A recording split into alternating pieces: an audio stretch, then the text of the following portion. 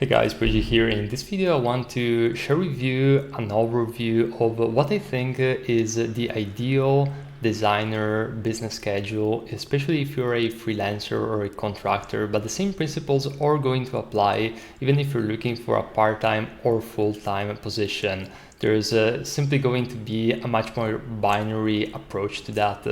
But essentially what I'm trying to convey in this video is an answer to a question that I received often, and also confusion that I see around how to attract good clients in your design business, and especially how to never run out of work, because that is one of the primary issues that designers are facing, especially the ones that are starting out.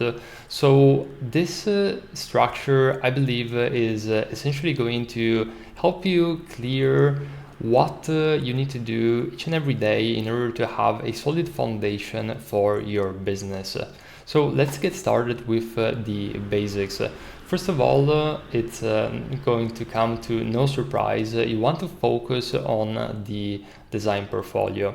Now, why I mentioned something which might appear so obvious is that you really want to make an audit of your current design portfolio, and you want to ask yourself some key questions, and the main one being is the current design portfolio competitive compared to the marketplace at the moment, and especially is the current design portfolio that I have optimized to attract my ideal clients. So for example, if you have a lot of graphic design work, but you're trying to go into UI UX design, you might want to revisit your portfolio and maybe come up with sample projects, UI kits, and maybe doing some work for not a lot of pay, but in order to really start bridging the gap. So I went into the nitty-gritty of this in another video that I recently shot on the channel, so feel free to check it out. But in this video, I really want to focus on the high level. So first of all, you want to have a solid design portfolio. And then once you created it, you don't want to touch it and constantly focus just on the design portfolio, because one of the issues that I notice is that the designers think that if you only refine a design portfolio, you make it 0.5% better each and every day, clients are automatically going to come. And that unfortunately is not the case. Nobody will notice you if you don't bring traffic to your portfolio. So that's simply a rule of marketing and a rule in business in general. You want to always market yourself, and that is where step 2 comes into place.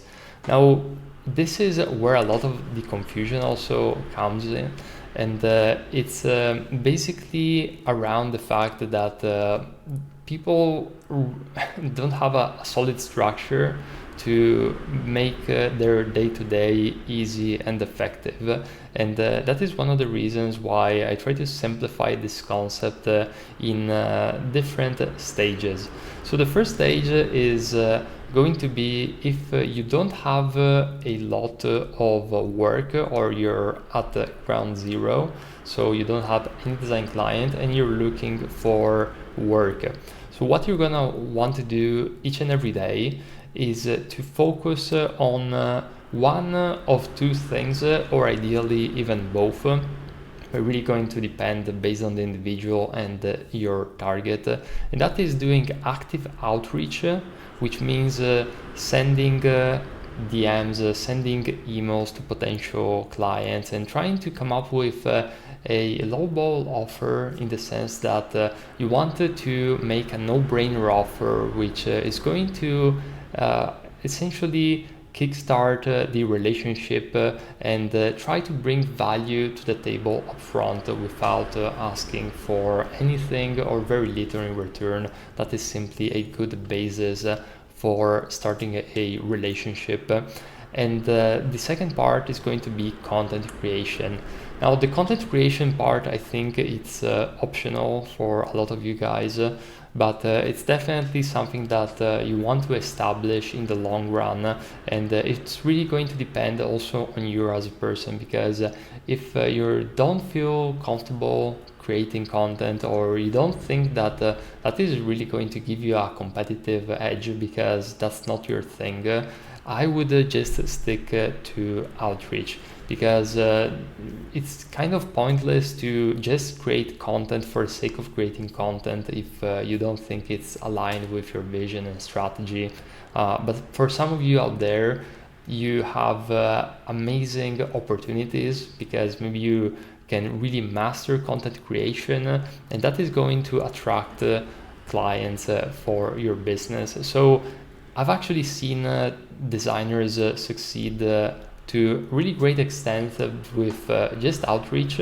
So that's the reason why I say content creation is kind of optional. I know this is controversial compared to what you hear online. Everybody is roaring about content creation and how it's the end all be all of a business. You just create content and then you have clients knocking on your door 24/7. But in reality, there's a lot of variables involved in that. It also depends on how large you want to scale your business, and it is going to be an investment in time regardless, that you have to do constantly. So it's not just like you're going to push out content now and it's going to provide clients for decades on end. You always have to maintain what you have. So that is one of the reasons why I'm making this whole premise.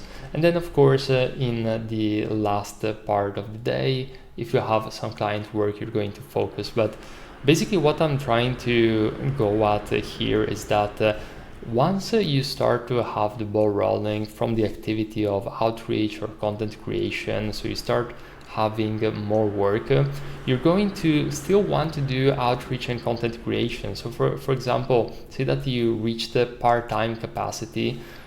During the first half of the day or the second half of the day, you want to still focus on doing outreach and content creation, one or the other. And then in the second half or the first half, you're going to focus on client work.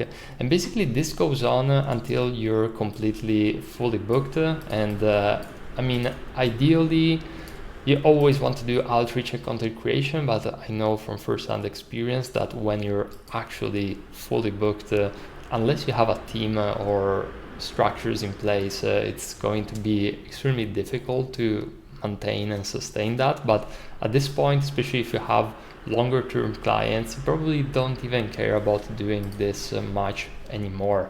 And of course, if the client work starts to diminish, you can start adding again those activities. So this is pretty much how I would structure it.